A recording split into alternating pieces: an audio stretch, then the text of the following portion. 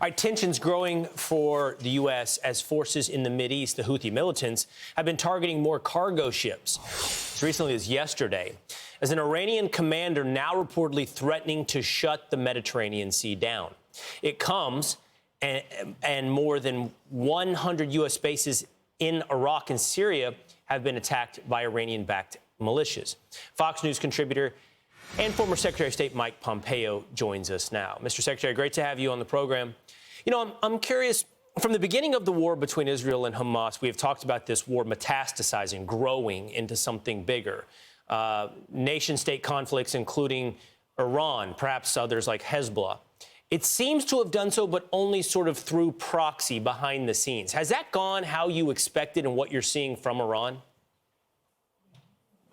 Well, Will, good morning, and it's a special day, Christmas Eve. Thanks for having me on today. Look, it's gone, I suppose it's gone about as one would expect. The Iranians often fight this way, right? They can go after Americans while we go after non-Iranians. We go after their proxy forces all around the world. We respond to them in a defensive fashion, and it allows them to essentially fight without putting themselves at any risk.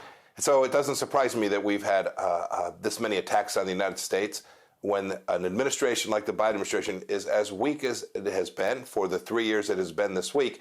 This risk always accelerates. The bad guys, the Iranians, well, they only understand one thing. They understand power.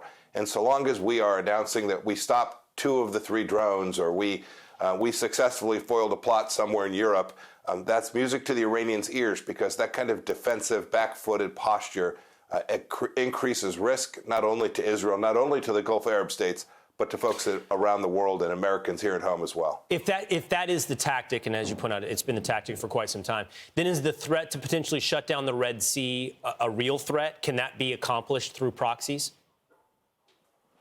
Certainly. It'll be difficult for them to do, but you know these locations, right? You know the Strait of Hormuz. Everybody's now become familiar with the Bab el-Mandeb, which is the southern entrance to the Red Sea. It doesn't take much to not shut it down. You don't have to do it physically. You just make the risk high enough that commercial ships won't travel through there. Already some of the big shippers have decided to divert their cargoes around Africa instead of going through the Red Sea. Very expensive, a lot more manpower required. That'll come right home to the United States of America in terms of higher costs.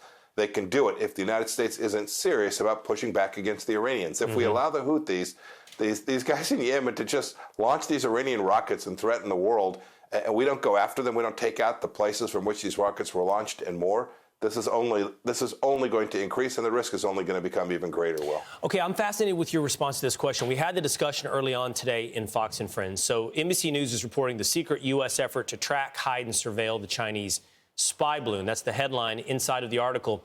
It has the following quote. It says, before it was spotted publicly, there was the intention to study it and let it pass over and not ever tell anyone about it. They weren't paying attention. So the Biden administration wasn't going to share with the American public the existence of this spy balloon. There just seems to be more to this story than we understand. You know, as I look at this and I try to analyze why would they have taken this approach, you know, it's either, yes, they did want to study it, and that's why they were going to let it fly, and they had some ability to limit the amount of intel it could gather, or they were just highly embarrassed by the entire situation and wanted to hide it in that way. I just can't figure out why they would have chosen the path they chose. Is there an explanation that we haven't yet discussed on the way this went down with the spy balloon? Well, there are certainly things that happen that for a moment intelligence agencies and American intelligence agencies rightfully ought not to share with the American people as you're trying to make sure you keep them safe. This certainly couldn't become one of them when we had live pictures of it. Moreover, my sense here is that the reason that they didn't want to disclose this wasn't for intelligence collection. You'll recall their first story is this wasn't even spying on the United States. This was just a lost weather balloon. And then the story was that this happened in the Trump administration. The story keeps varying. My guess is that in the end, they made the decision not to share with the American people out of sheer embarrassment that they had permitted this very dangerous activity to take place over the American homeland. That's never a reason not to share information with the American people. I don't know if this story is true, but we remember they allowed a Chinese spy balloon to fly over our country for 5 days and did nothing. And frankly, now we are months and months and months later. They've still done nothing about this. They've never even brought this up to Xi Jinping, saying this is unacceptable to violate American sovereignty in that way. All right, Mike Pompeo, thank you so much for being with us this morning. Merry Christmas to you. Well, Merry Christmas. Blessings to you as well. Take care. I'm Steve Ducey. I'm Brian Kilmeade. And I'm Ainsley Earhart. And click here to subscribe to the Fox News YouTube page to catch our hottest interviews and most compelling analysis.